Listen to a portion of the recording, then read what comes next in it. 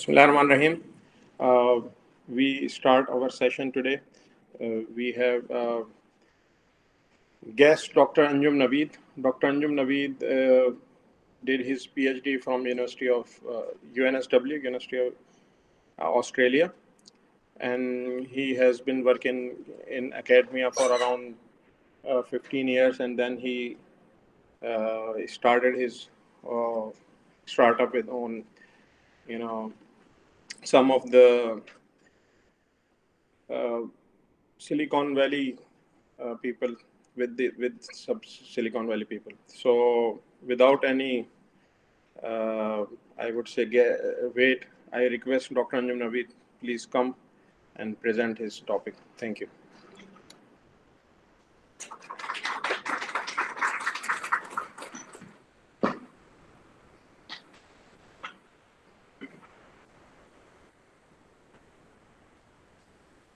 Share तो हो ही रहा है बस आप ठीक है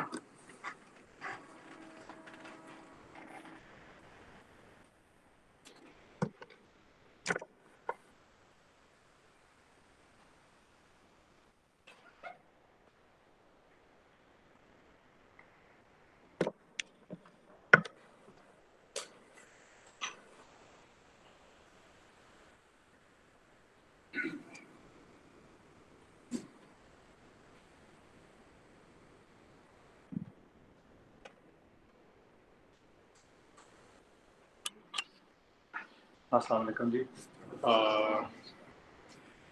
Okay, so बहुत quickly, the topic that we are going to cover is cybersecurity, present and future trends.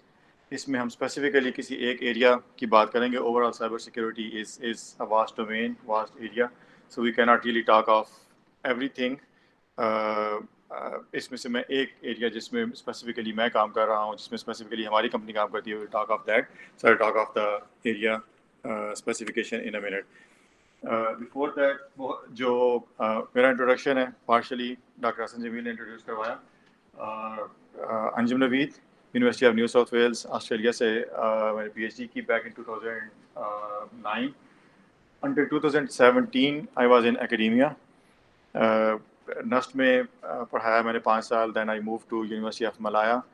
दोनों जगह पर जो मेरा प्राइमरी रोल था वो तो एकेडमिक्स है, लेकिन along with academics the thing that I focused on through out that tenure was the industrial research projects. So the first project that we started was back in 2009. In 2010, I, along with a couple of other faculty members from the university, we incorporated a company called Bartoros Private Limited. That company continued to operate for about a couple of years, and then it transformed into two separate startups, one going into the technical side, the other one remaining on the services side. So I left that company back in 2013 and went to University of Malaya. The reason why I went to University of Malaya was to set up the industrial linkage of the computer science department of the university with the industry. So generally ये जो side है, if you are familiar with the way your university operates, और मैं चूँकि university के अंदर रहा हूँ तो मुझे इसका काफ़ी ज़्यादा अंदाज़ा है कि it's not that easy and that simple के यूनिवर्सिटीज़ हैं वो बड़ी आसानी से और बड़ा सीधे तरीके से इंडस्ट्री के साथ कनेक्ट कर सकें. इंडस्ट्री के आपका पेस बिल्कुल डिफरेंट है, यूनिवर्सिटीज़ का पेस बिल्कुल डिफरेंट होता है. And generally that is also a hindrance in transformation of the students into the industry. So कुछ चीज़ें, कुछ बातें जो आज probably around the end of this session हम डिस्कस करेंगे, they are also related to how to take a good transition from the academia into the university, into the industry. 2017 में I started dedicatedly with the product development because ये जो hybrid mode था industry के लिए projects करना, you can do a lot of projects for the industry, लेकिन that remains limited to someone else's design and you have to fit in some components जो कि उनसे नहीं हो रहे या वो करना नहीं चाहते. इसको मैं यूँ नहीं कहूँगा कि उनसे नहीं हो रहे. Most of the time the industry people move at a certain pace. So for example अगर आप Intel की example लें तो जो processors वो आज बना रहे, आज जो उनके मार्केट में आ रहे हैं उससे कुछ 6-7 साल 8 साल आगे जो उन्होंने प्रोसेसर्स लॉन्च करने हैं, they are designing those processors. So generally the core team moves on to the latest development that is being done by the company, which is in the near future. जो existing products उनकी market में होती हैं उसके लिए उनको certain modifications की ज़रूरत होती है, sometimes to serve very large scale customers, sometimes उसमें बग्स और एरर्स आते हैं प्रोडक्ट्स के अंदर एंड सो ऑन. तो उनको फिक्स करने के लिए they give those research challenges to the university faculty members if somebody is really willing to do that and capable of putting the kind of effort that is needed. So industrial projects were the thing that I was doing until 2017. Other than the Bartoro's company, in 2017 I started developing the product in the telecom sector. So this is the area that we will be, the telecom sector and application of cyber security in the telecom sector. क्या चीज़ें हो रही हैं? Why is it so important an area where students should start working and thinking now? Let's wait for everybody to settle in.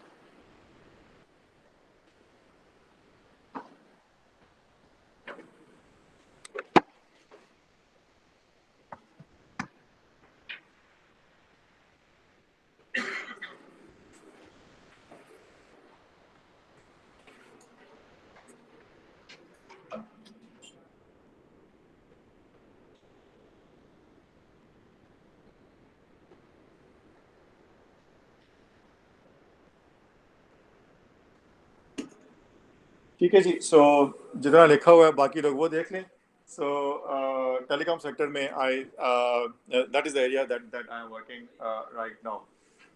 The company that I represent, VSI, Valerian Systems International, it specializes in high-speed internet traffic management products. ठीक है, we have developed a core engine and integrated that core engine into the operating system.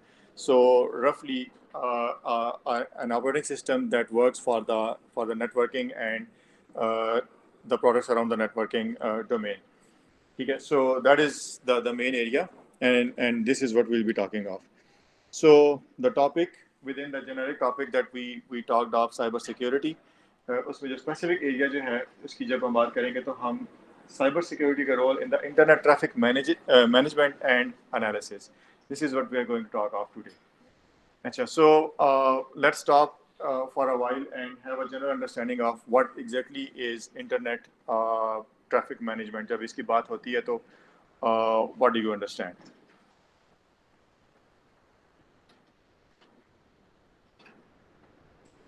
Optimize the routes, sir. Optimize the routes, ठीक है. Management कीजिए. Load balancing करना, multiple links अगर हैं तो उनके दरमियान लोड बैलेंसिंग करना. ठीक है. So there are multiple products जो कि ट्रैफिक मैनेजमेंट में इन्वॉल्व होती हैं. राउटर से शुरू कर लें. राउटर्स और switches are the traffic management products. यहाँ से आगे चले जाएं तो फिर अगर आपके राउटिंग और स्विचिंग ऑलरेडी चल रही है तो आपने लोड बैलेंसिंग करनी है, आपने ट्रैफिक की शेपिंग करनी है. You have to make sure कि आपके जो प्रायोरिटी कस्टमर्स हैं they are served better compare to the rest of the customers. Similarly जो ट्रैफिक है that is divided into classes. So अगर आपने क्वालिटी ऑफ सर्विस इंश्योर करनी है, let's say for the streaming traffic, तो आपने ensure करना है कि जो आपकी स्ट्रीमिंग और मल्टीमीडिया ट्रैफिक है that is prioritised over the rest of the traffic. What do we mean by high speed internet? रफली हम किस स्केल की बात कर रहे हैं?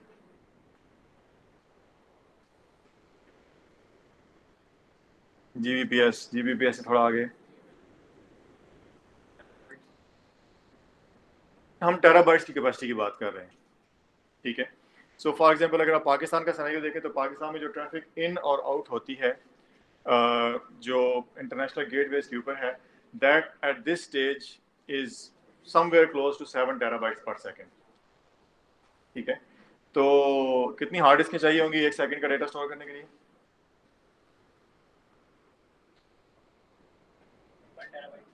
1 टेराबाइट की 7 हार्ड ड्राइव्स लगी हुई हों एंड अज्यूमिंग कि कोई ओवरहेड नहीं है तो एक सेकंड में 7 हार्ड ड्राइव्स भर जाएंगी. ठीक है. हाईएस्ट कैपेसिटी जो हार्ड ड्राइव में SSD ड्राइव में आ रही है वो क्या है?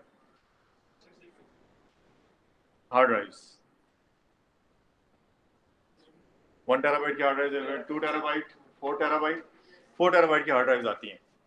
ठीक है, तो 2 हार्ड ड्राइव्स लगी हो तो 1 सेकंड में वो 2 hard drives. So there is, अगर आपने उस डेटा को एनालाइज करना है या उस डेटा के बारे में डिसीजन मेकिंग करनी है या उस डेटा के बारे में कुछ इंफॉर्मेशन कलेक्ट करनी है, तो ये ऑप्शन आपके पास अवेलेबल नहीं है कि आप उस डेटा को उठा के अपनी हार्ड ड्राइव के ऊपर स्टोर करें और फिर हम कुछ प्रोसेसिंग कर लेंगे।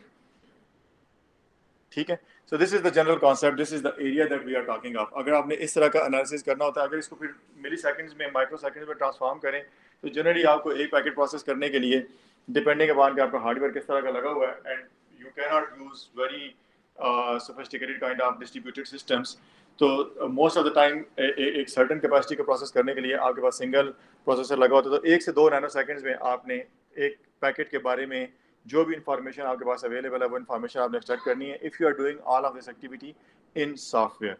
और ये शायद आप लोगों को ऑलरेडी अंदाजा होगा कि अ lot of trend goes in software defined network. अब ज़्यादातर चीज़ें जो है वो सॉफ्टवेयर में होती हैं। हार्डवेयर, डेडिकेटेड हार्डवेयर जो है, जो कि नेटवर्किंग इक्विपमेंट होता था, वो अब कम से कम बन रहा है। ठीक है, so we are talking of software defined networks where we generally have between, depending upon कि कौन सी एप्लीकेशन लगी हुई है और कहाँ लगी हुई है, we have between 100 to 1000 machine instructions available at our disposal to process each and every packet non-stop।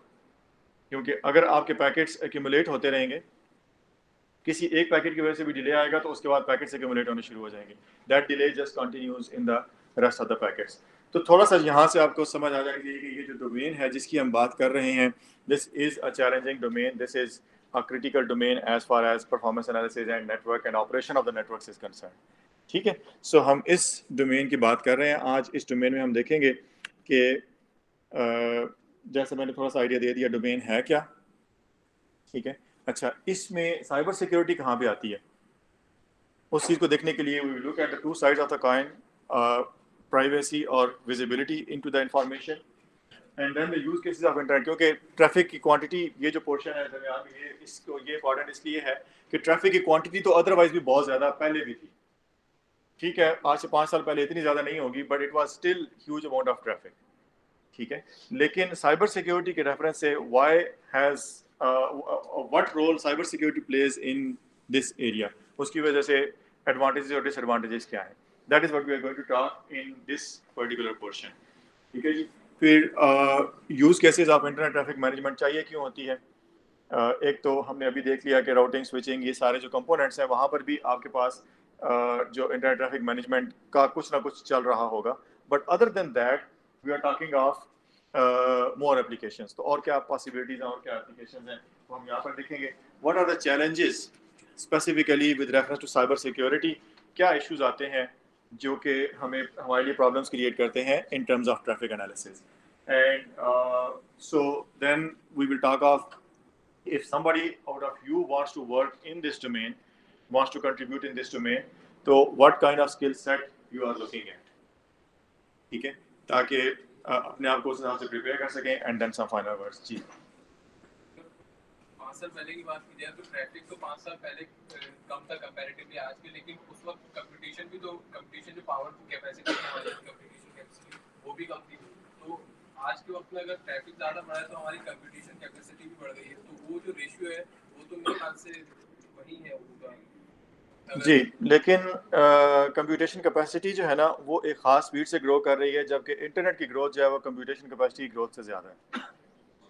ठीक है, सो जिस स्पीड से इंटरनेट ट्रैफिक ने, for example back in 2003-4 when I worked in PTCL and I worked on similar kind of application, तो उस वक्त हम gigabytes में बात करते थे।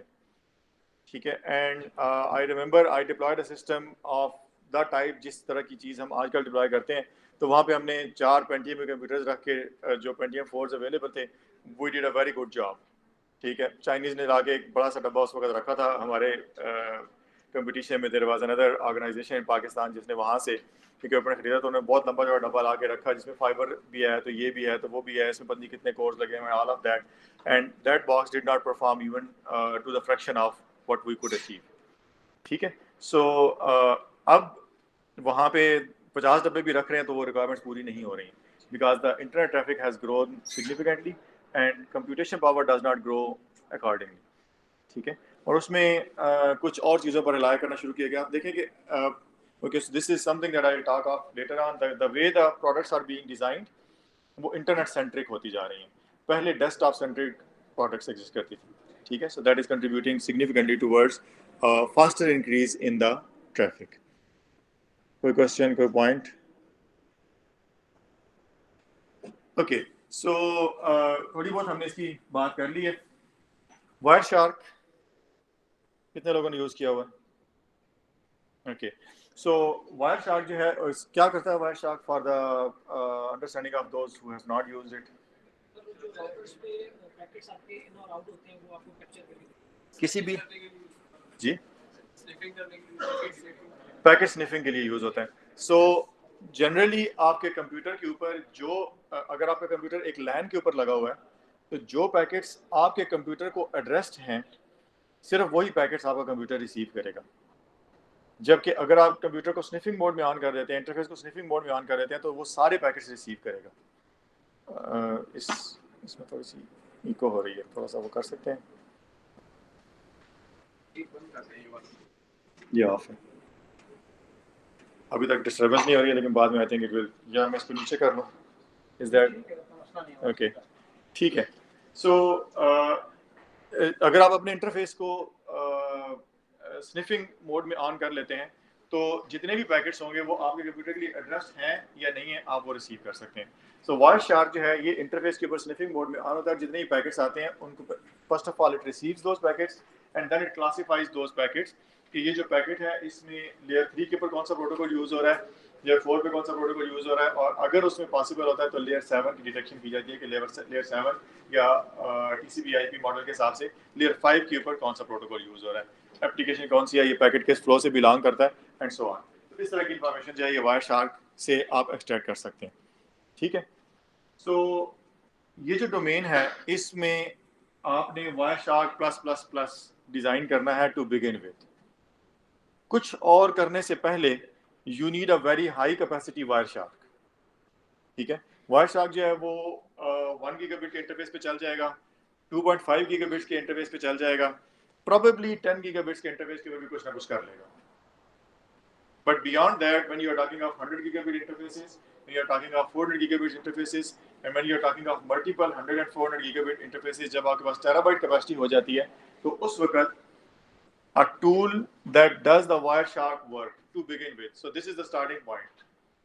पैकेट्स कैप्चर होने चाहिए, ठीक है, सारे के सारे पैकेट्स जो है वो रिसीव होने चाहिए। आप ये नहीं कर सकते कि राउटर जो है वो 20% पैकेट्स जो है वो ड्रॉप कर रहा है या फॉर दैट मैटर वो 0.2% पैकेट्स ड्रॉप कर रहा है, बिकॉज 0.2% पैकेट्स रैंडमली ड्रॉप हो रहे हो तो अप्रॉक्सीमेटली कितने फ्लोज इफेक्ट होंगे, कितने यूजर सेशंस पर असर आएगा? रफली एवरीबॉडी विल गेट अफेक्टेड, किसी की कम्युनिकेशन भी ठीक नहीं होगी। अगर मैं रैंडमली ये जो मैं वर्ड्स बोल रहा हूँ उसमें से मैं 0.2% वर्ड्स ड्रॉप करना शुरू कर दूँ तो you can not really make sense of what I am trying to say, ठीक है। So you can not drop the packets, number 1 and number 2 जितने भी पैकेट्स आ रहे हैं उसके ऊपर whatever decision making needs to be done उसके लिए आपको most of the time at least layer 4 तक की इंटेलिजेंस तो चाहिए होती है। Sometimes you need the intelligence of layer 7 और लेयर 5, OSI मॉडल के हिसाब से 7, TCP मॉडल के हिसाब से लेयर 5 की इंटेलिजेंस आपको चाहिए, ठीक है।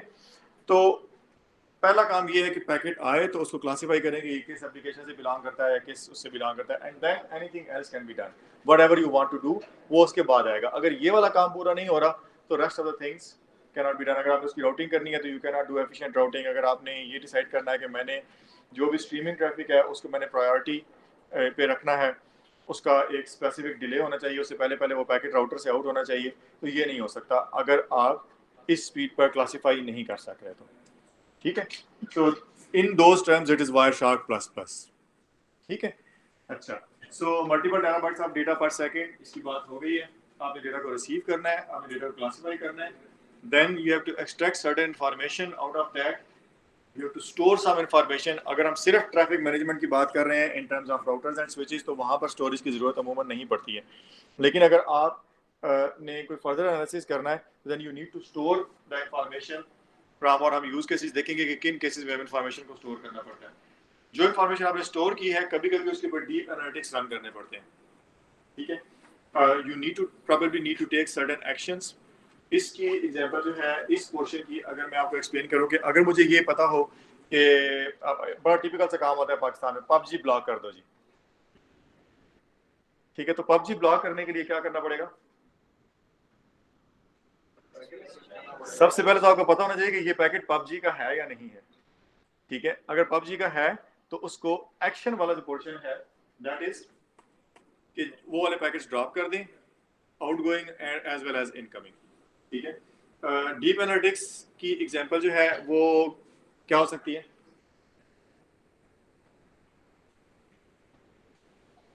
अगर फेसबुक का एक पेज ब्लॉक करना हो या यूट्यूब का एक पेज ब्लॉक करना हो तो कैसे होगा? पहले कंटेंट एनालिसिस करना पड़ेगा, पता होना चाहिए, क्योंकि यूट्यूब का जो यूआरएल आ रहा है that is not descriptive. URL से आप नहीं बता सकते कि इसके अंदर कंटेंट क्या चल रहा है। तो किसी स्टेज पर आपको जो एक्चुअल कंटेंट है उसके ऊपर मशीन लर्निंग या इसके इक्विवेलेंट कोई आर्टिफिशियल इंटेलिजेंस बेस्ड कोई सेटअप लगाना पड़ेगा, कंटेंट रिकग्निशन का सेटअप लगाना पड़ेगा, जिससे आप आइडेंटिफाई कर सकें कि whatever content you want to block, for example pornography आप ब्लॉक करना चाहते हैं, ठीक है। तो ये जो यूट्यूब है ये बहुत बड़ा चैलेंज है, क्योंकि इसके ऊपर जो यूट्यूब और नेटफ्लिक्स को कंपेयर करें तो आपको अंदाजा हो जाएगा, ठीक है। नेटफ्लिक्स, क्या डिफरेंस है यूट्यूब और नेटफ्लिक्स में? कॉपीराइट्स एक चीज़ है, उसके अलावा जिस बंदे ने वीडियो खुद क्रिएट की हुई है वो तो उसकी अपनी है, तो कॉपीराइट्स का इशू नहीं है। कंटेंट टाइप बहुत ज़्यादा वेरी करता है, उसके अलावा एक पे आपको अकाउंट बनाना है और अकाउंट के थ्रू भी कर सकते हैं, दूसरा नेटवर्क एनालिसिस क्या आपसे बताएं? स्ट्रीमिंग है और एक जो है आपके पास नेटवर्क एनालिसिस क्या होता है? कंटेंट की टाइप के हिसाब से बताएं, कंट्रोल्ड अनकंट्रोल्ड का कुछ चक्कर है? यस, क्योंकि लाइव स्ट्रीमिंग है तो वो अनकंट्रोल्ड की तरफ जा सकती है। जो नेटफ्लिक्स है उसके ऊपर जो कंटेंट रखे जाते हैं वो अप्रूवल के साथ रखे जाते हैं, ठीक है। तो उसके ऊपर कोई रेटिंग लगी होती है, आपको पता है कि ये कंटेंट जो है ये इस जगह पर देखना है या नहीं देखना है, यहाँ पर स्ट्रीम हो सकता है या नहीं हो सकता। On the other hand YouTube के ऊपर कंटेंट यूजर्स डाल रहे हैं और वो कंट्रोल भी यूजर्स के थ्रू आता है, उनके कोई अपने एल्गोरिथम्स बहुत ज़्यादा इस चीज़ को नहीं करते कि वो कंटेंट्स को कंट्रोल कर लें, एज लॉन्ग एज उनके पैसे पूरे हो रहे हो, ठीक है।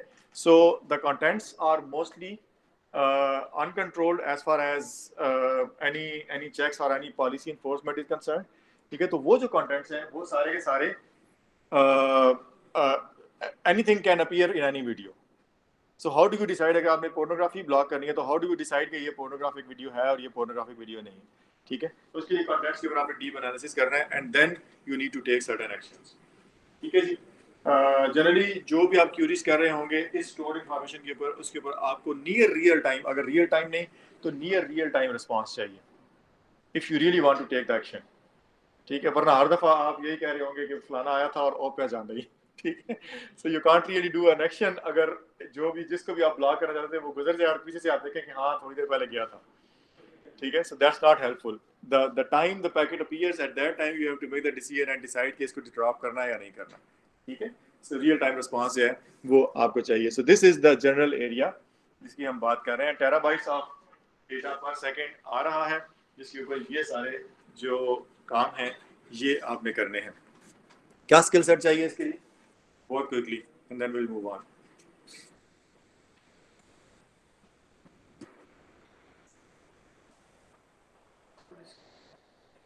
आपको क्या आता हो ताकि आप ये कर सकें?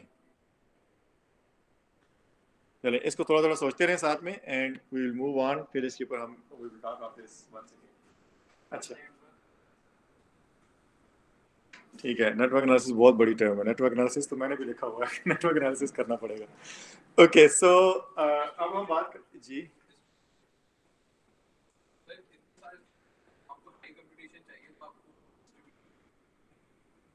शायद डिस्ट्रीब्यूटेड कंप्यूटिंग करनी पड़ेगी और भी चीज़ें हैं।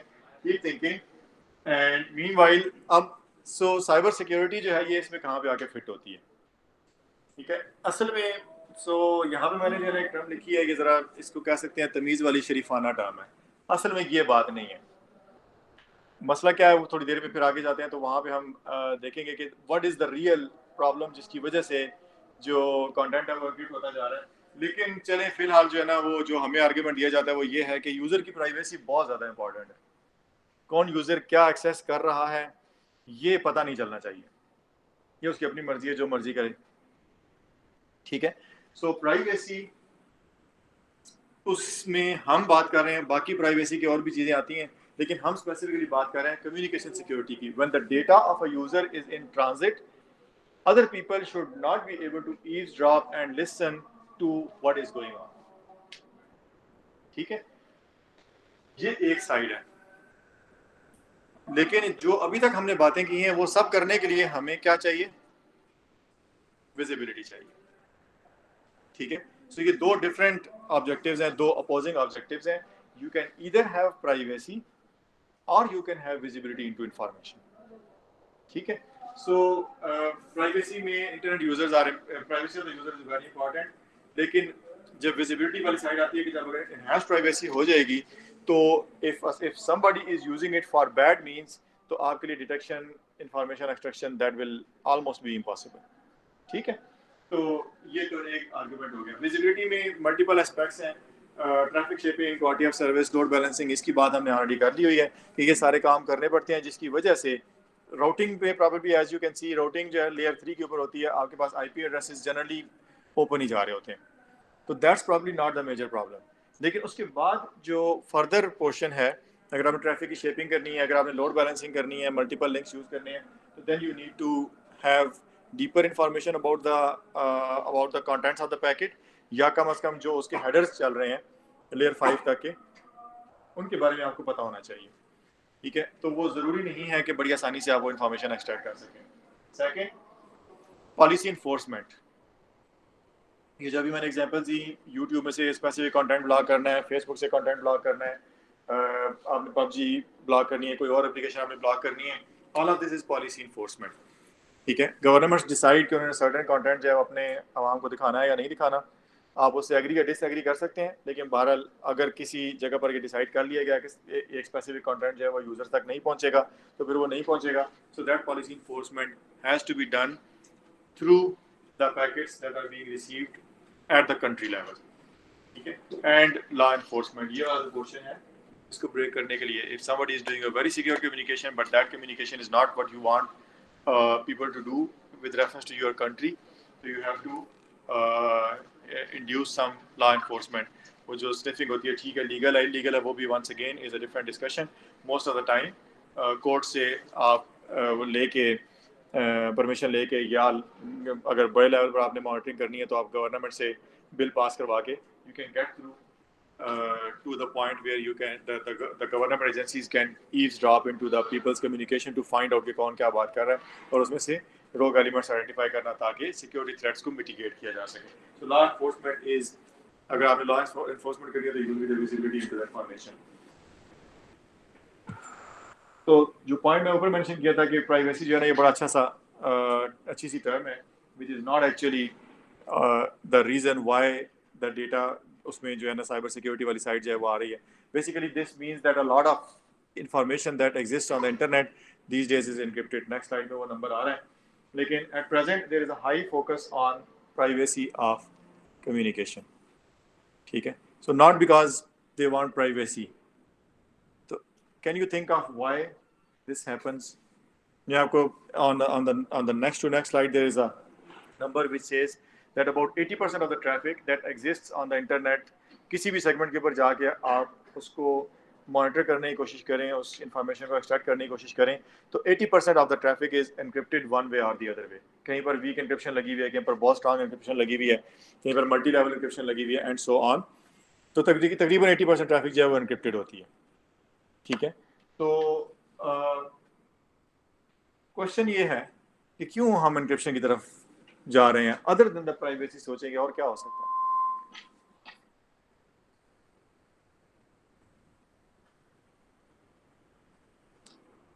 गूगल वाले डेटा एनक्रिप्ट क्यों करते होंगे? गूगल की सारी कम्युनिकेशन एनक्रिप्टेड होती है।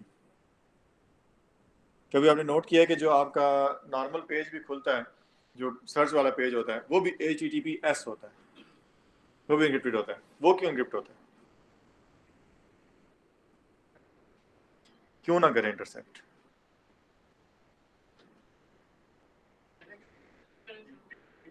क्या बिजनेस कर रहे हैं? किसने कहा था बिजनेस? क्या बिजनेस कर रहे हैं? पेनल्टी सप्लाई कर रहे हैं, तो why do that require the encryption of the data? वो नहीं चाहते कि कोई और एनक्रिप्शन, कोई और जो है ना उसी डेटा से फ़ायदा उठा सके। सो अगर आप वायरशार्क चूँकि आपने यूज़ की हुई है, तो सिर्फ इतना सा काम करें कि अपनी डिवाइस के ऊपर वायरशार्क ऑन करें, कुछ और ना करें, और गूगल का पेज खोल लें। Look at the number of connections that are opened just by looking at the Google page, या कोई और पेज खोल लें, ठीक है? तो जितने कनेक्शंस बनते हैं ना, दे आर एनॉर्मस। उसमें एडवेयर आता है और बहुत सारी चीज़ें आती हैं। There are lot of things that they are extracting from your device, और कुछ दिन के लिए ये एक्सपेरिमेंट करके आप बड़ी आसानी से चेक कर सकते हैं। Keep your phone in your pocket, ठीक है, और बोलते रहें नॉर्मल उर्दू के वर्ड बोलें, उर्दू नहीं, पंजाबी, इंग्लिश, पश्तो, सिंधी, जो मर्जी आप बोलें, और उसके बाद चेक करें कि जो आप टाइपिंग करते हैं क्या वो वर्ड्स उसमें आ रहे हैं या नहीं आ रहे हैं, ठीक है? जो मैं इस वक्त बात कर रहा हूँ, अगर मेरा फ़ोन ऑन है तो इसमें से वर्ड्स पिक हो रहे हैं, और जो क्रिटिकल वर्ड्स हैं वो मेरी टाइपिंग के अंदर, सजेशन के अंदर आने शुरू हो जाते हैं, ठीक है? So this is the level of information that they are extracting from us, from our devices. और वो information वो किस काम के लिए यूज़ करते हैं? They sell that information, if to nobody else, at least to adware guys, targeted ads चलाने के लिए।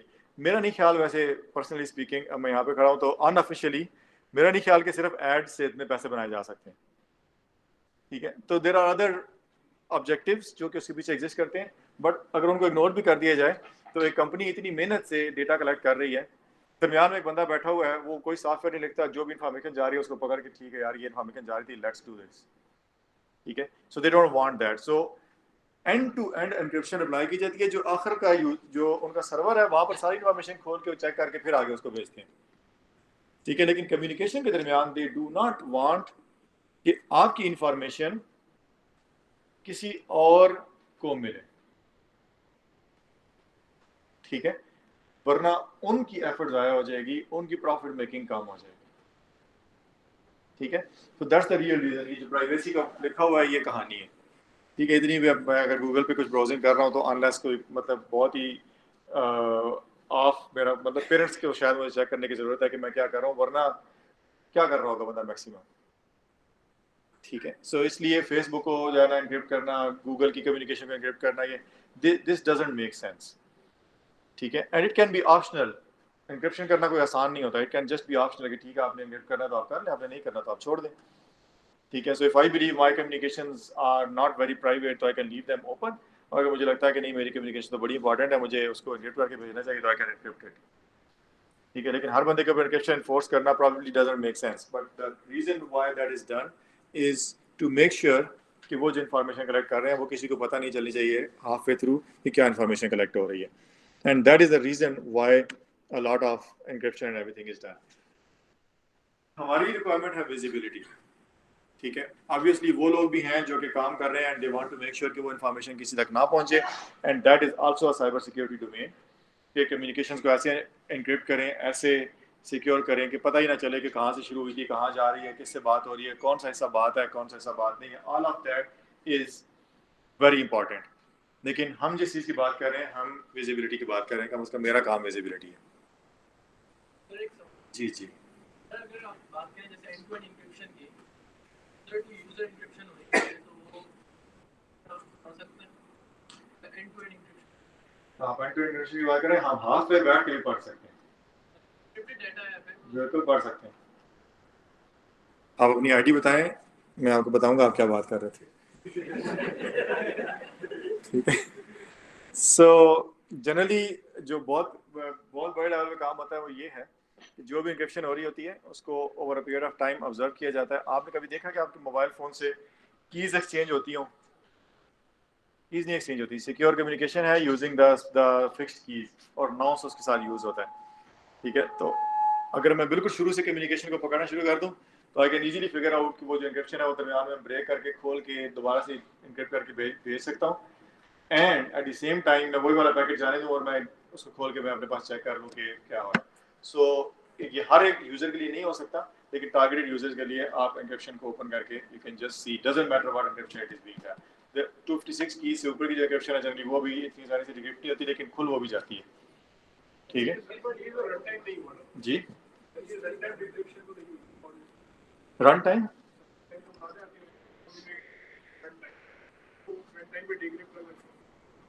जी कर सकते हैं, रन टाइम में कर सकते हैं,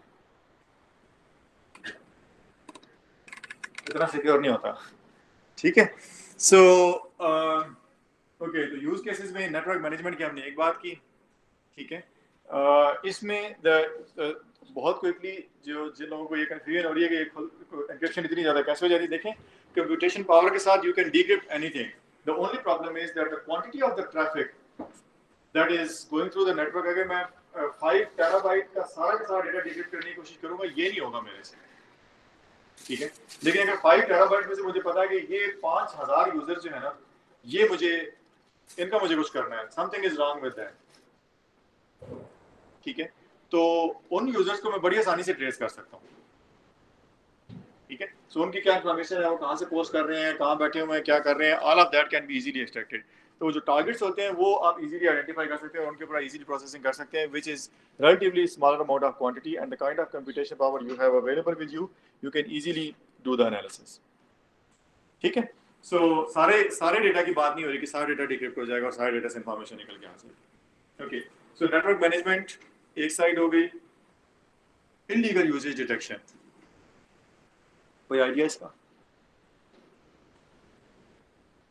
इलीगल नेटवर्क यूजेज कैसे होता है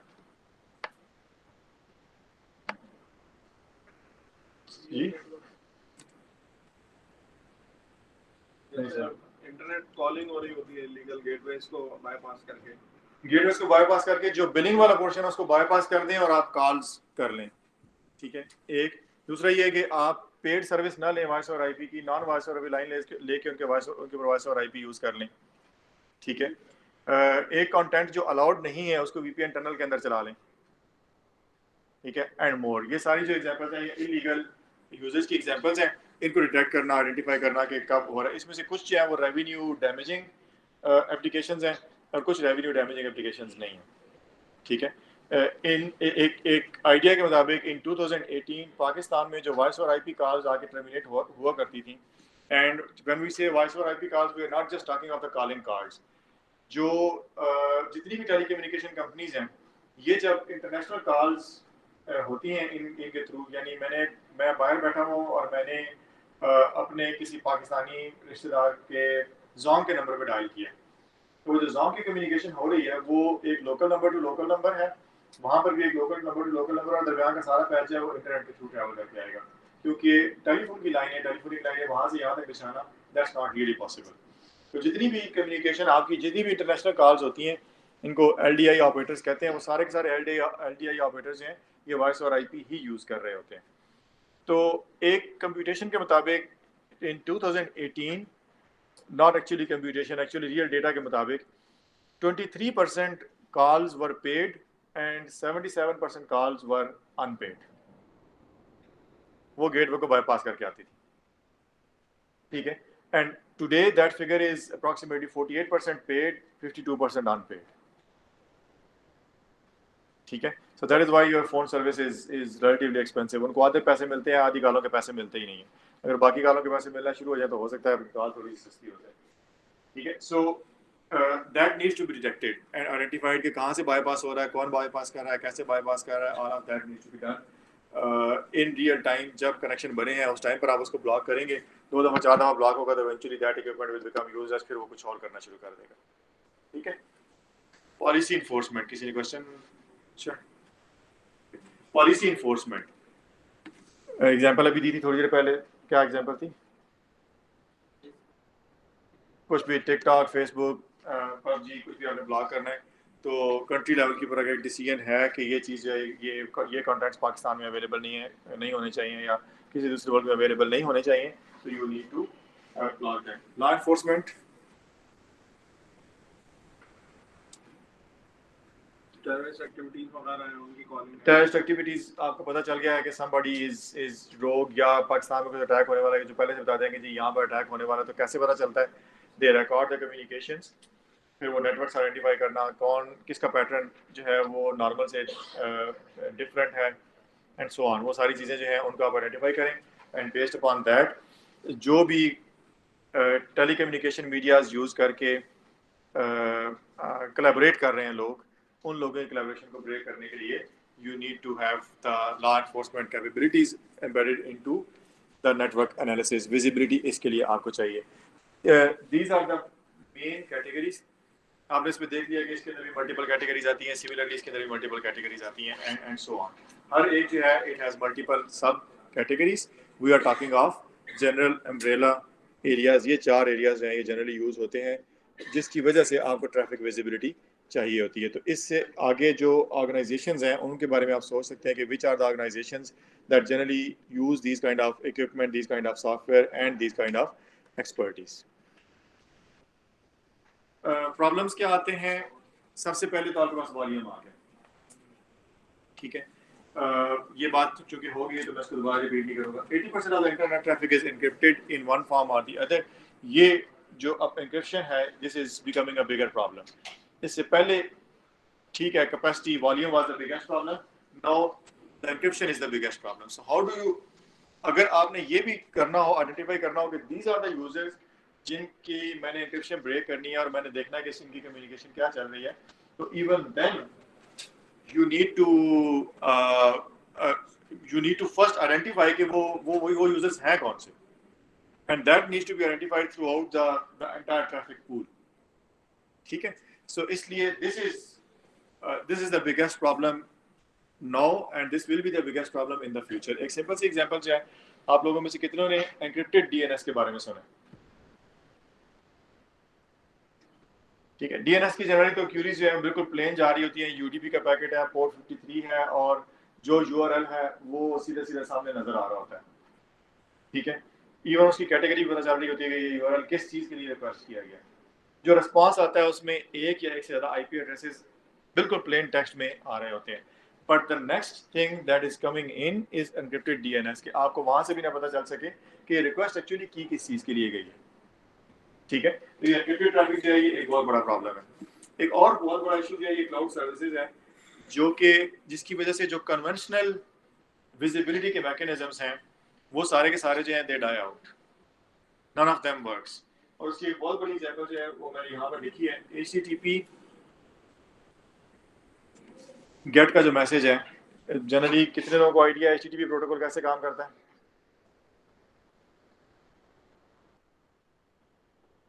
सारे HTTP यूज करते हैं यार. आपकी रिक्वेस्ट चली जाती है गेट और पोस्ट के थ्रू, आपकी रिक्वेस्ट चली जाती है वेब पेज के लिए और आगे से रिस्पांस में एक तो रिस्पांस आ जाता है ओके इस सूरत में, और उसके साथ कभी कभी कंटेंट्स का पेज आ जाता है. ठीक है. तो जो वर्ल्ड वाइड वेब है सारी की सारी वो HTTP के ऊपर, all of that works on HTTP. अब वो सारा का सारा जो है वो HTTPS के ऊपर शिफ्ट हो रहा है. ठीक है. सो अगर हम HTTPS की बात नहीं कर रहे, ये जो इसकी वजह से जो प्रॉब्लम आ जाएगा कि आपके पास HTTP गेट नहीं जा रहा बल्कि HTTPS का गेट जा रहा है, जो कि आपके लिए विजिबल है ही नहीं क्योंकि वो लेयर 3 की इंक्रिप्शन के अंदर जा रहा है. ठीक है. अगर प्लेन टेक्स्ट में भी HTTP की गेट रिक्वेस्ट जा रही हो, द इश्यू इज कि गूगल की जो होस्टिंग सर्विस है या अमेज़न की जो जहाँ पे क्लाउड सर्विसेज ऑफर हो रही हैं, उन सब में जिस सर्वर के ऊपर होस्टिंग हुई होती है सिर्फ उसका एड्रेस जा रहा होता है. ठीक है. And it's uniform address, uniform port number, कोई वेरिएशन नहीं है उसके अंदर. 4000 डिफरेंट एप्लीकेशन चल रही हैं बैक एंड पे, लेकिन फ्रंट पे एक ही आईपी एड्रेस जा रहा है. ठीक है.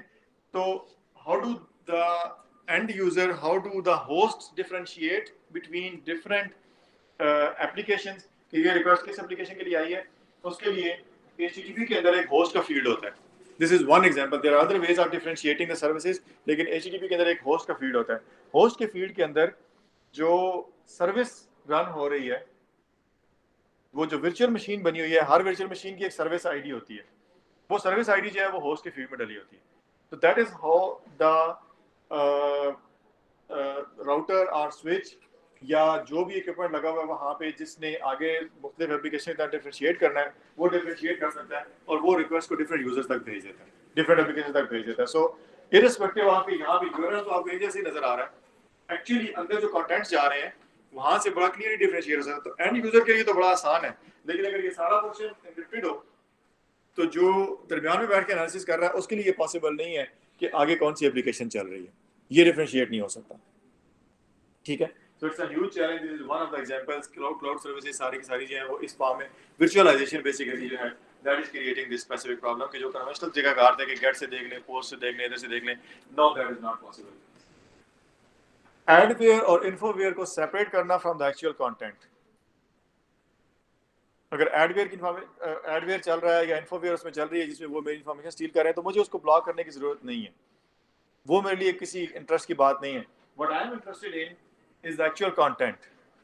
अगर मैंने आइडेंटिफाई करना है कि कब, एक एग्जांपल ये है कि अगर मुझे कोई एक स्पेसिफिक साइट है जिसने एड्स दी हुई हैं गूगल को भी और उसने एड्स दी हुई हैं लेट्स से फेसबुक को भी, और मैंने फेसबुक के किसी एक पेज को ब्लॉक करना है और फॉर सम रीजन और बाय स्ट्रोक ऑफ लक उसी एडवेयर की एड जो है वो उस पेज के ऊपर आ गई है, तो अब जब उसके यूआरएल जा रहे होंगे तो मैं देखूंगा कि सारे यूआरएल्स मैंने ब्लॉक करने हैं, तो उसमें वो एडवेयर मैं ब्लॉक करूंगा। मैंने एडवेयर ब्लॉक किया, मैंने यूआरएल ब्लॉक किया फेसबुक का और कंटेंट्स ब्लॉक होने शुरू हो गए गूगल के ऊपर, गूगल के पेज भी रेंडर होने बंद हो गए क्योंकि उसमें वो एड्स रेंडर नहीं हो सके थे जो वो रेंडर करना चाहते थे and therefore the communication starts to fail. ठीक है, तो बंद आप कुछ कर रहे थे, बंद हो कुछ और गया। ठीक है, so this is a significant challenge कि जो extra information उसके साथ जा रही है other than the content, how do you separate the content from the adware and the infoware which has no value for analysis or for any other purpose. ठीक है, trial accessing मैंने इसमें example दी हुई है, मैंने पहले भी एक्सप्लेन किया। अगर आप वायरशार्क चला के कोई एक वेबसाइट एक्सेस करें तो आपको अंदाजा होगा कि कितने ज़्यादा कनेक्शंस बन रहे हैं। अराउंड 500 कनेक्शंस, 500 to 700 कनेक्शंस जो है वो एक टाइम पे खुलते हैं और इतना डेटा जो है वो एक्सचेंज होता है।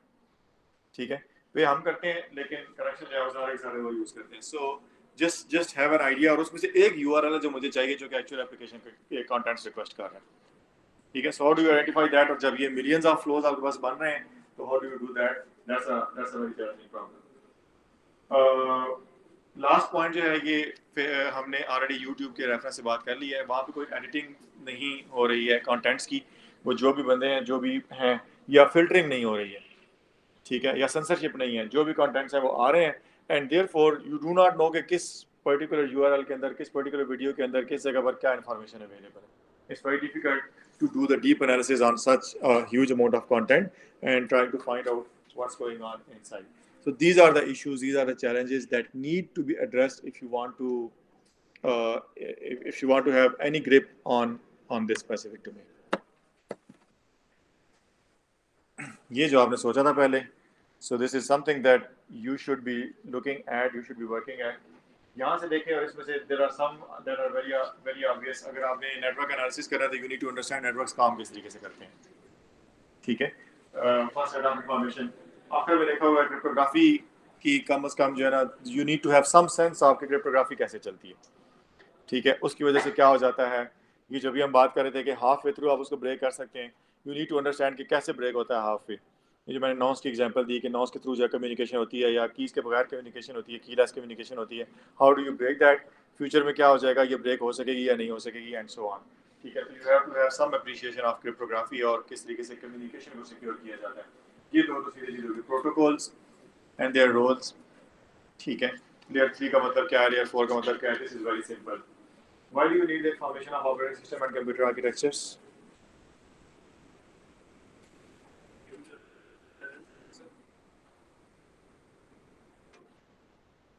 जिसने बोला था मुझे आवाज़ नहीं, थोड़ा सा ऊंचा बोले।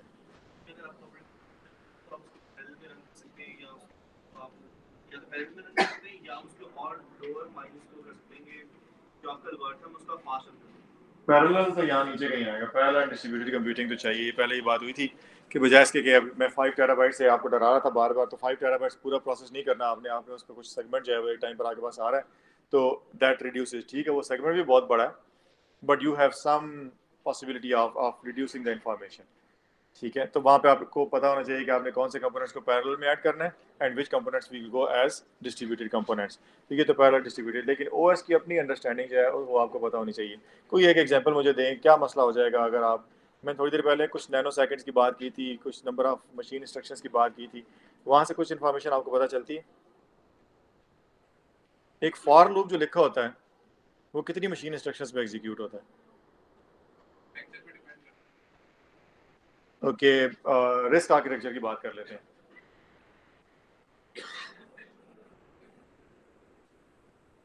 अच्छा, सिर्फ जो फॉर लूप है जिसके अंदर कंटेंट्स ना हो, खाली हो अंदर से, उसकी लूपिंग वाली बात को छोड़ दें कि 10 दफ़ा रिपीट होनी है वो इंस्ट्रक्शंस, इसको छोड़ दें, तो generally a for loop is transform into 7 to 8 instructions, जो एम्प्टी फॉर लूप है आपका।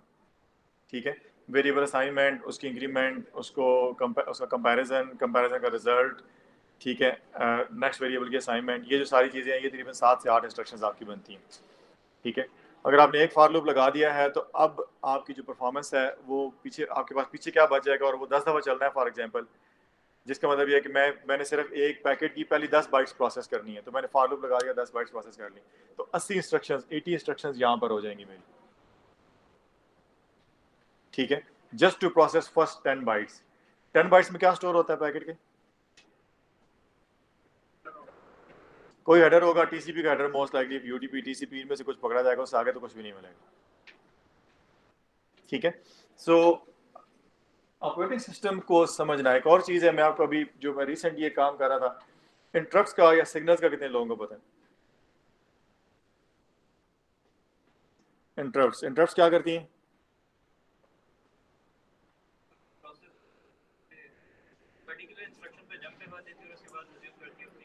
क्यों जंप करवाती है? कीबोर्ड से इनपुट आ गई, माउस से इनपुट आ गई, फिर उसके अलावा अब नेटवर्क इंटरफेस कार्ड लगा हुआ जो कि 400 गीगाबिट्स पर सेकंड पे चल रहा है और उस पर 60 बाइट्स के पैकेट्स आ रहे हैं, तो कोई इंटरप्ट का ताल्लुक उसके साथ होगा या नहीं होगा? कितनी इंटरप्ट जनरेट होंगी जी? ऐसी कोई रिक्वेस्ट है जो मेजरली उस फैक्टर पे इंपैक्ट करेगी फ्यूचर, तो उसके लिए हम लोग इंटरप्ट यूज करके कर्नल जो कर्नल के एक्शन ले लेते हैं। ठीक है, ये बात एस्टैब्लिश हो गई। इंटरप्ट जो है वो कर्नल को रोकने के लिए होती है, प्रोसेसिंग को रोकने के लिए होती है, प्रोसेसिंग रुक जाती है और कर्नल की तरफ कंट्रोल चला जाता है, देन द कर्नल डिसाइड्स के इसका क्या करना है। ठीक है, वो जो भी करता है कर करके वापस आ जाता है। ठीक है, अमूमन ये होता है कि जो इंटरप्ट्स हैं उसको थोड़ी देर के लिए पेंड कर दिया जाता है। यहाँ पर क्या चीज़ें हो रही हैं? 3-4 चीज़ें होती हैं, बहुत क्विकली अगर आप बता सकें। I just want to give you some idea of कि कितनी चीज़ों का आपको ख्याल रखना पड़ता है when you are working at this scale.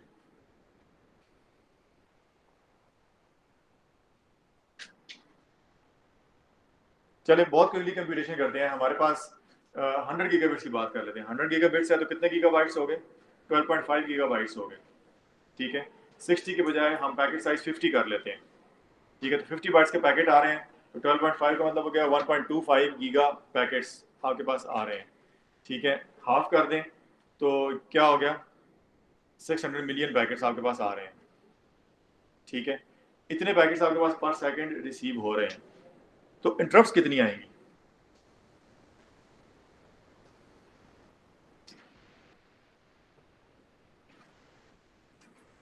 जितने पैकेट्स आते हैं उतनी इंटरप्ट्स आती हैं।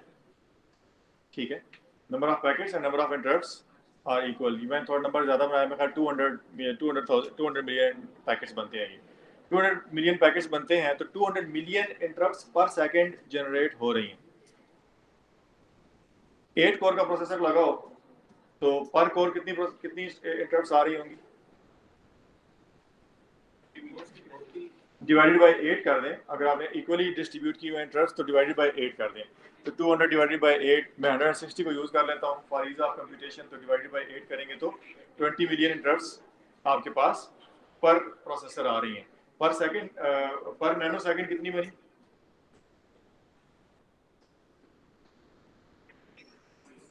20 इंटरप्ट्स पर माइक्रो सेकंड आ रही हैं।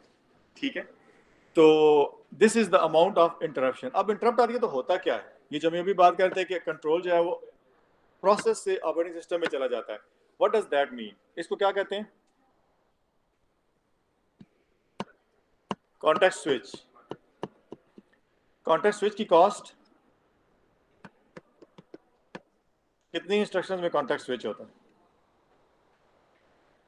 नहीं यार, वो प्रोसेसर मुझे भी दे देते, उसमें 3 इंस्ट्रक्शन में कॉन्टेक्स्ट स्विच हो जाता है। Approximately 3000 instructions. User to kernel space 3000 instructions लगती हैं, kernel to user space 3000 instructions लगती हैं। ठीक है, ये दोनों कॉन्टेक्स्ट स्विच होने हैं, दरम्यान में कुछ और इंस्ट्रक्शंस भी एग्जीक्यूट होंगी, ज़ाहिर इंटरप्ट को आपने प्रोसेस करना है। अब अगर इस स्पीड पर इंटरप्ट्स आ रही हैं तो प्रोसेसिंग कब होगी? थोड़ी देर पहले मैंने आपको बताया था कि कितनी मशीन इंस्ट्रक्शंस चाहिए होती हैं एक पैकेट को प्रोसेस करने के लिए। जनरली उस रेंज के अंदर आपने पैकेट को प्रोसेस करके निकालना होता है। शुरू में बताया था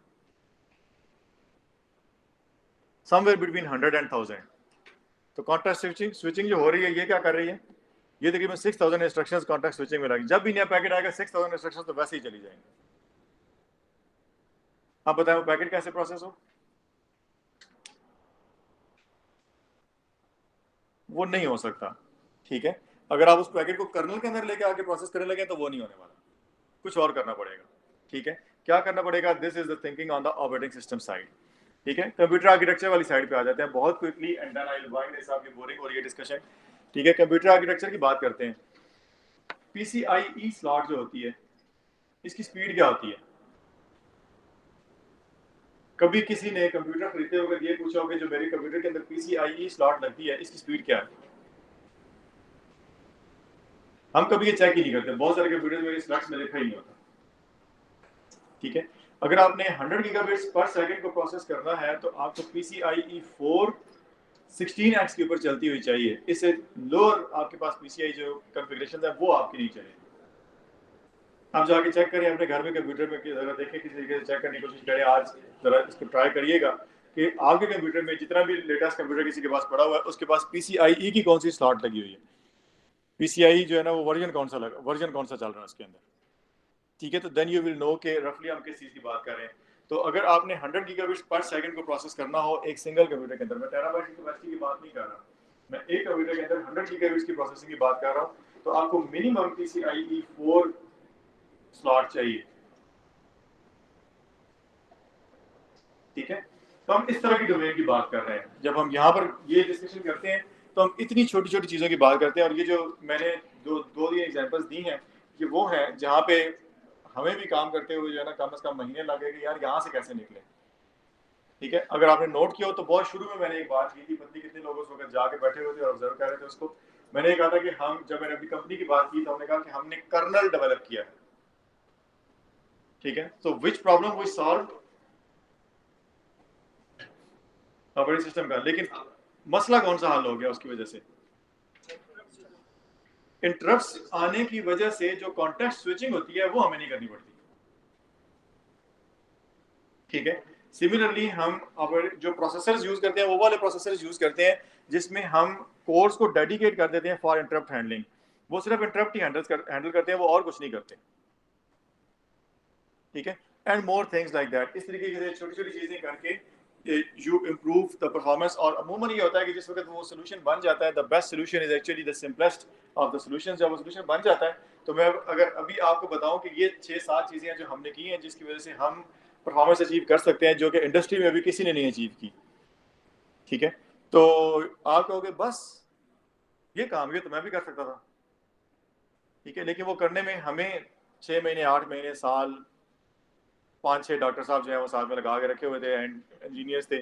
सो that is how the solutions come into be. So understanding the operating systems and computer architecture is the key to anything advanced that you want to do in your life. ठीक है, तो जिसका ये कमजोर है वो दोबारा से पढ़ ले। एल्गोरिथम्स एंड ऑप्टिमाइजेशन, ठीक है, ये बड़ा ऑब्वियस है। ऑप्टिमम एल्गोरिथम्स बनाना, इंश्योर करना। यहाँ पे मैं आपको एक छोटी सी एग्जांपल दे दूंगा बहुत क्विकली, हमारा टाइम तकरीबन पूरा हो गया है, लेकिन क्योंकि क्वेश्चन हम साथ साथ देते रहे हैं। गूगल जो है उसकी I once heard a presentation, इनके जो SRE की टीम है उसमें head of Australia, I don't remember his name, try to find out his presentation. तो उसने एक बड़ी इंपॉर्टेंट सी बात की थी। उसने कहा कि ज़्यादातर कंपनीज जो हैं वो 99.999% अप टाइम चाहती हैं अपने सिस्टम्स का। वो कहता है हम at Google we just want 99.99% up time, ये आखिरी 9 जो है ये हम ड्रॉप कर देते हैं, ठीक है। So that makes a lot of difference. Basically 1 out of 10,000 times when you access the Google, तो गूगल आगे से अवेलेबल ही नहीं होता, ठीक है। तो ये चीज़ों ने कर दी। कहता है अब अगर कोई बंदा गूगल का पेज एक्सेस करता है और उसका पेज नहीं खुलता, तो पहली चीज़ वो क्या करेगा,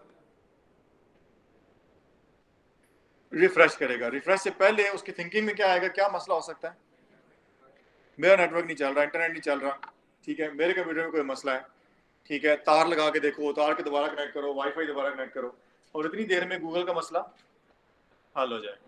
तो कहते हैं हम 99.99 is good enough for us because human speed is always slower than the speed at which we can solve the problem and the system works, ठीक है। सो दैट मीन्स कि जब आप सॉल्यूशंस बना रहे होते हैं तो डू नॉट ओवर कॉम्प्लिकेट। कल मेरा जो एक टीम मेंबर था वो मुझसे पूछ रहा था, एक यूनिट का हेड है, वो मुझसे पूछ रहा था कि हमने जो है ना, मुझे इन्फॉर्म करा था कि हमने 2 आईडी स्टोर कर दी है, यूज़र आईडी और ये वाली, ये 2 आईडी स्टोर कर दी। तो मैंने कहा कि जो 2 आईडी तुमने स्टोर की हैं, did you try to figure out कि इन 2 आईडी की वजह से आपकी स्टोरेज कैपेसिटी कितनी आपको यूज़ करनी पड़ेगी।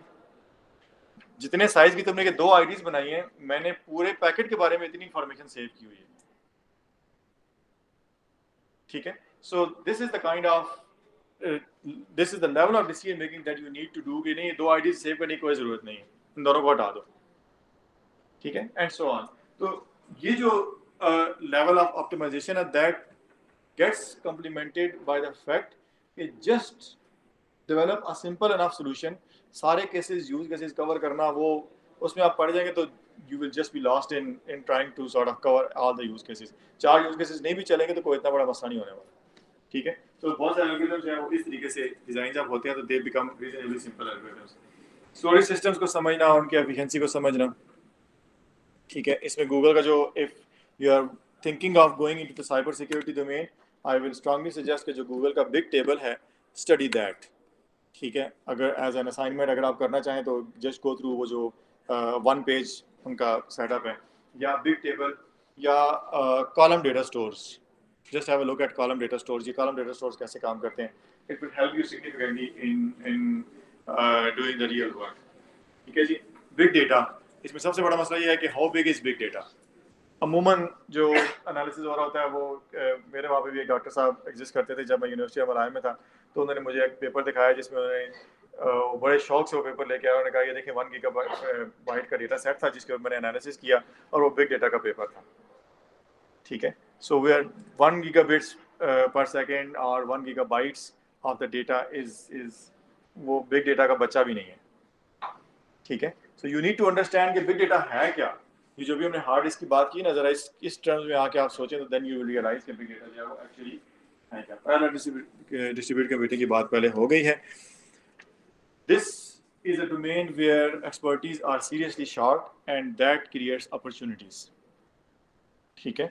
हमने मल्टीपल डोमेन की पहले बात की है और मल्टीपल यूज केसेस की बात की है, तो आप किसी एक टाइम पर सारे स्किल सेट्स को कवर नहीं कर सकते, बट दिस इज, अगर आप अच्छी जॉब मार्केट की बात करें, फिलहाल मैं जॉब मार्केट की बात करूंगा, I will not talk of entrepreneurship, क्योंकि जनरली जिस डोमेन की हम बात कर रहे हैं वहाँ पे to become an entrepreneur and to set up your own organization, own company such that you start making this kind of products, उसमें टेक्निकल नॉलेज के अलावा और बहुत सारे स्किल्स चाहिए, ठीक है। Sales and marketing is very difficult because the organizations don't trust a new company, तो entrepreneurship is not very easy. However, job prospects are huge in this area, and this is something that generally the reason why I am here probably partially is because of this, ठीक है। हमें भी बंदों की ज़रूरत है और बंदा मिलता नहीं है इस काम के अंदर, ठीक है। So if you are thinking of this area, try to develop the expertise and try to sort of accustom yourself with these kind of skills, and probably in next 4, 5 years, 10 years, this domain is going to be the domain that will continue to be in need of people. Demand will continue to grow in the near future. Now is the time to acquire the relevant expertise. Okay, you can be much more useful if you know why you are doing something and what kind of scope you are looking at. Okay, ji. If there are any questions, you can ask now.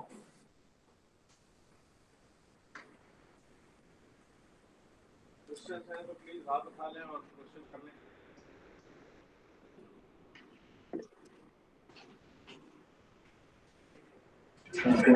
If any question from online audience, they can ask as well.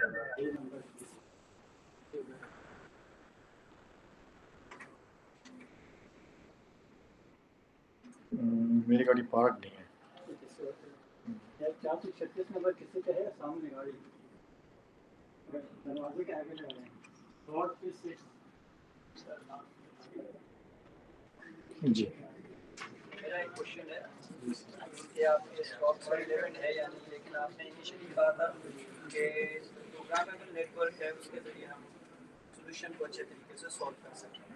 Mostly in Pakistan की अगर मैं बात करूं, यहाँ पे एक challenges है access network पे कि एसडीएन बेस्ड जो एक तो मोस्टली कंपनीज हैं वो प्रोडक्ट बेस्ड चल रही हैं, डिवाइस बेस्ड चल रही हैं, तो वो डेवलप्ड जो एसडीएन बेस्ड स्किल पर्सन जो उनके पास नहीं है, ये एक चैलेंजेस है। इसलिए वो बिजनेस की भी मोनोपोली हो सकती है, स्किल का भी इशू है कि आज मोस्टली जो स्टूडेंट्स निकल रहे होते हैं कि डेवलपमेंट की तरफ जाना है, प्रोग्रामिंग करनी है, नेटवर्क की तरफ जाना है, तो सर्टिफिकेट नहीं करनी है, इस इश्यूज के हिसाब से जा रहे होते हैं।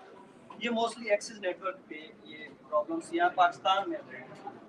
क्या आप जो कोर नेटवर्क पे इस प्रॉब्लम को, जो विजिबिलिटी प्रॉब्लम है जो आप सॉल्व करने जा रहे हैं, क्या इसमें आपका प्रोग्रामेबल नेटवर्क हेल्पफुल है, जस्ट लाइक एसडीएन हेल्पफुल है, इसके जरिए सॉल्व कर सकते हैं हम? तो वहाँ रिसोर्स का या इसका कोई इतना इशू नहीं है कि वहाँ आपका राउटर एक बॉक्स है और लिमिटेड रिसोर्सेज है, उस पर वो काम कर रहा होता है। अगर आपको अनलिमिटेड रिसोर्सेज मिल जाए, उसके बाद डेवलपमेंट रिप्रोग्रामिंग की स्किल्स भी वहाँ आपको मिल जाए, क्या फिर हम उसको सॉल्व कर सकते हैं? 2003 ऑनवर्ड्स जो पाकिस्तान में विजिबिलिटी का प्रॉब्लम सॉल्व किया जा रहा है, that has been solved through software based systems, not the hardware based systems. जो नॉर्मल मैनेजमेंट के सारे टूल्स हैं वो हार्डवेयर बेस्ड हैं, लेकिन जो विजिबिलिटी वाला सारा पोर्शन है that is software based portion. उसमें it's a little bit unfortunate, एक तो पाकिस्तान में बहुत सारे इक्विपमेंट की पाबंदी लगी हुई है। अभी रिसेंटली एक कंपनी से हम नेटवर्क प्रोसेसर्स खरीदने की कोशिश कर रहे थे because software products can be SDN based systems can be developed much more efficiently on network processors. तो मैंने कहा जी यूएस में तो आप यूज़ कर सकते हैं लेकिन पाकिस्तान नहीं जाने देंगे, ठीक है। So that is an unfortunate part. दूसरा ये होता है कि जो इक्विपमेंट सेलर्स होते हैं वो जनरली एक इक्विपमेंट को 2 या 3 दफ़ा बेच रहे होते हैं, तो Pakistan is second in line. जो इक्विपमेंट यूएस से यूरोप से उतरता है वो वहाँ से पहले पाकिस्तान में आ जाता है, हम यूज़ करते हैं, यहाँ से उतरता है अफ्रीका चला जाता है and so on. So that is hindering the software defined, let's say firewall, software defined routers and so on in general. Lekin as far as visibility is concerned, all of that equipment has always been software based, और वो अभी भी software based solution लगा हुआ है, ठीक है। उसमें जो एक मूव अभी आ रही है इन पाकिस्तान, वो ये है कि Pakistanis have realized, whoever are the decision makers, कि indigenous development के बगैर they cannot survive in this domain. तो इस वक्त एक बहुत बड़ी पुश है indigenous development के लिए। So anybody who can do anything, recently ये जो Ignite और इनके जो HEC की जो फंडिंग के वो कर रहे हैं सारे, उसमें साइबर सिक्योरिटी और ये जो डोमेन्स हैं, these are the domains जिसके ऊपर बहुत इजीली फंडिंग मिल रही है, ठीक है। So anybody who can do something useful, not just to the level of funding but beyond that, there are a lot of ideas where new products are required. उसमें सिर्फ ये है, जैसे मैंने मेंशन किया कि ये सिर्फ इंडिविजुअल लेवल पे करने की बात नहीं है। What I have seen here and it's very unfortunate कि अगर नस्ट में कोई बंदा बैठा हुआ है तो वो ये कहता है कि अच्छा मैं प्रोजेक्ट लेके आया हूँ नस्ट के लिए, मैं करूँगा, और एनईडी में बंदा बैठा हुआ तो वो कहता है मैं करूँगा। ये एक एक करके होने वाली बात है ही नहीं। इस वक्त मैं अगर काम कर रहा हूँ तो हमारी अपनी कंपनी के अलावा we are collaborating with at least 8 or 9 different universities जहाँ के रिसोर्सेज को हम अदरवाइज अफोर्ड नहीं कर सकते। अगर आपने पीएचडी डॉक्टर साहब को आके बिठा देना है फुल टाइम तो that's not really a feasible thing, आप उतनी सैलरीज नहीं पे कर सकते। तो हम उनका जो माइंड है वो यूज़ करते हैं and we hire them as consultants, ठीक है। So that is how it always work. So आगे पाकिस्तान के अंदर भी स्पेसिफिकली स्कोप बहुत ज़्यादा है, बट वो आपको अपनी यूजफुलनेस जो है प्रूव करनी पड़ती है कि जो मैं बना के लेके आ रहा हूँ ये काम करेगा भी। ये हमारे लिए भी एक बहुत बड़ा चैलेंज था वो यहाँ पे, वो ये था कि आके अपना डेमो दें, because there are tons of people who have done something on the land, they believe it works and they took it to the governments and और telecommunication companies and told them कि ये software based solution है, ये लगाएं और ये चलेगा। तो तो उन्होंने बड़ा सिंपल सा अभी कुछ अर्सा पहले मेरी एक कंपनी वाले से बात हुई, तो आई नॉट नेम हिम, वो कहता है कि हमने ना एक टेस्ट सेटअप लगा के रख दिया उनके लिए कि जो भी आता है हम लाइन उसके डब्बे में डाल के निकाल लेते हैं और कहते हैं ले जाओ, जब ये हैंग होना बंद हो जाए तो लेके आना। ठीक है, so yes, in even in Pakistan as far as this visibility side is concerned, all of that solutions are software based and they are growing beyond whatever is already deployed.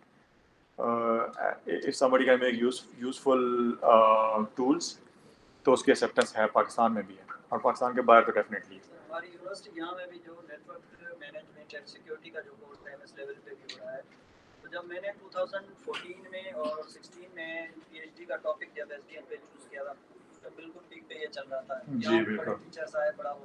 लेकिन रिसेंटली जो अभी करंट सिचुएशन है, जो यहाँ mostly student है, आप उनको क्या सजेस्ट करेंगे? क्या ये फील्ड अच्छी है आगे जाके इसमें अपॉर्चुनिटी? बिल्कुल, क्लाउड बेस्ड सारा जो सिस्टम है उसमें फिजिकल डिप्लॉयमेंट्स आर इम्प्रैक्टिकल, या फिजिकली क्लाउड के एज के ऊपर किसी जगह पर आप फायरवॉल लगा दें या दरमियान में 4-5 फायरवॉल लगा दें, दैट इज़ टू एक्सपेंसिव।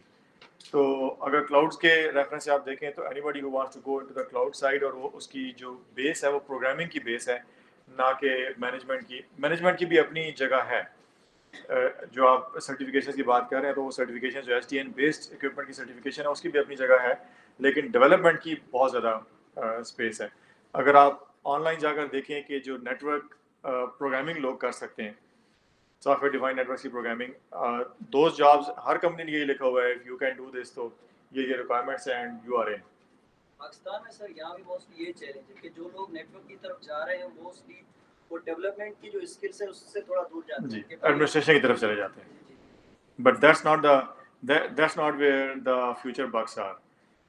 वो एज आई सेड, क्योंकि वो भी मुश्किल है एडमिनिस्ट्रेट करने और डिप्लॉय करने और सारा कुछ, यानी नेटवर्क प्लान करना, सॉफ्टवेयर डिफाइंड नेटवर्क प्लान करना और उसमें ये डिसाइड करना फॉर एग्जांपल कि फायरवॉल कहाँ लगेगी और उसकी कैपेसिटी कितनी होगी, even that is a challenging task और उसकी अपनी वैल्यू है, लेकिन ज़्यादा सिग्निफिकेंट जो है ये प्रोग्रामिंग वाली साइड है, क्योंकि इसमें number of jobs are much more higher and highly paid compare to सिर्फ एडमिनिस्ट्रेशन है उसको देखना। जी, So my question is related to privacy and visibility. As you told us that our devices are continuously listening to us. So don't you think that it's threatful today or in future? It is threatful. मैं तो कभी भी नहीं कहा कि threatful नहीं है, but what can you do about it?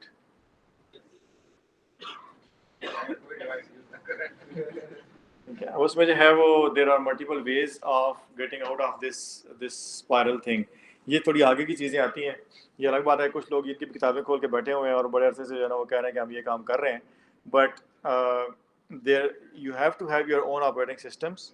Number 1, you have to have your own devices जिसमें आपको पता है कि इसमें कोई पोर्ट्स नहीं है, कोई बैक चैनल नहीं है, and then probably and you have to control your feelings and emotions about applications के।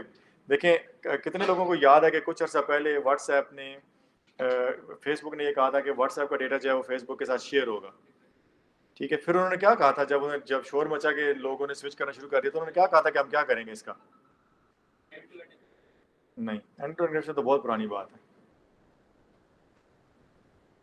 ये फरवरी मार्च की बात है। फरवरी मार्च में इस साल उन्होंने ये कहा था कि हम व्हाट्सएप का डेटा फेसबुक के साथ हम शेयर करना शुरू कर देंगे। तो आपके जो सारे कॉन्टैक्ट्स हैं बेसिकली उसका जो एक उसकी जो उसमें से आउटपुट निकल रही है वो ये है कि आपके कॉन्टेंट्स जो हैं वो सब, और उनको भी एडवर्टीजमेंट जा सकेगी आपसे रिलेटेड, और आप जो उनसे बात कर रहे हैं उसको यूज़ करके वो आपको और उन दोनों को एड्स के लिए टारगेट कर सकते हैं। ये यहाँ से स्टार्टिंग पॉइंट था, ठीक है। बहुत अपरोर मचा, लोगों ने, आप लोगों में पता नहीं कितने लोगों को आप उस जगह तक पहुँचते या नहीं पहुँचे थे कि जिन लोगों ने टेलीग्राम और सिग्नल पर स्विच करना शुरू कर दिया था। तो फिर फेसबुक ने क्या कहा था उसके रिस्पॉन्स में? नहीं, ये तो कहा था, फिर चले यूं भी कह लेते हैं कि ऐसा कुछ नहीं हो रहा। फिर उसके बाद क्या किया? They did an action. देखें ना, so this is the problem, we don't even remember कि उन्होंने किया क्या था। उन्होंने कहा था 14 मई तक हम इसको पेंड कर देंगे। 14 मई को वो पॉलिसी इंप्लीमेंट हो गई, किसी को पता भी नहीं चला, ठीक है। दे पेंडेड इट अंटिल 14 मई और 14 मई से वो शेयर होना शुरू हो गया, ठीक है। एंड वो ठीक है, पहले उन्होंने अनाउंस कर दिया था, उन्होंने कहा कि 14 मई तक पेंड किया था, दोबारा अनाउंस करने की ज़रूरत क्या है? ठीक है, 14 मई तक हमने पैन किया। तब आपने, अगर आपको मैं ये बता दूँ कि यार इस रास्ते से आप जो है ना 15 जून तक नहीं गुजर सकते, तो 15 जून को दोबारा बताने की ज़रूरत थोड़ी है कि आप यहाँ से गुजर सकते हैं। उसके बाद रास्ता खुल गया, आप खुद ही देख लोगे, आप गुजर जाओगे वहाँ से। तो that is what they have done. ठीक है, फिर 14 मई तक उन्होंने उसको पेंड कर दिया और 14 मई को पॉलिसी इंप्लीमेंट कर दी। फिर जिन लोगों ने ज़्यादा शोर मचाया वहाँ पे उसको रोक दिया, जिन्होंने नहीं शोर मचाया हम लोग जो है वो सारे लोग टेलीग्राम और सिग्नल छोड़ छाड़ के बैठ गए कि नहीं यार फेसबुक ने ऐसा कुछ नहीं किया। और इससे फ़र्क क्या पड़ता है? तो एट वन साइड इससे कोई फ़र्क नहीं पड़ता, आपकी प्राइवेसी, मतलब मेरी क्या प्राइवेसी है? पासवर्ड तक तो मेरे सारे पता होते हैं हर बंदे को। ठीक है, अभी भी मतलब आपके सामने डॉक्टर हसन बैठे हुए, अगर हमसे पूछे मेरे लैपटॉप का पासवर्ड हो सकता है, ये पासवर्ड लगा के इसको चला भी लें। ठीक है, so that is the kind of privacy that I have. So for lot of people it doesn't really matter. लेकिन अगर आप प्रिंसिपल की बात करें तो इट्स अ बैड थिंग कि एप्पल का प्रिंसिपल यहाँ पर बिल्कुल ठीक है कि बंदे ने पैसे दिए हैं इस चीज़ के, ये डिवाइस उसकी है, तो उसकी परमिशन के बगैर इस्तेमाल नहीं हो सकती।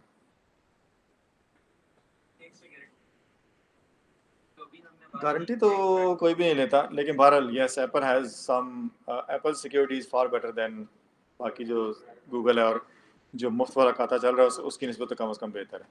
पैसे देने का थोड़ा बहुत फ़ायदा ज़रूर होता है।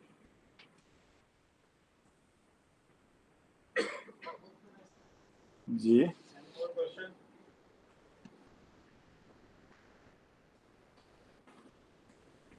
ठीक है जी, thank you very much for listening and hopefully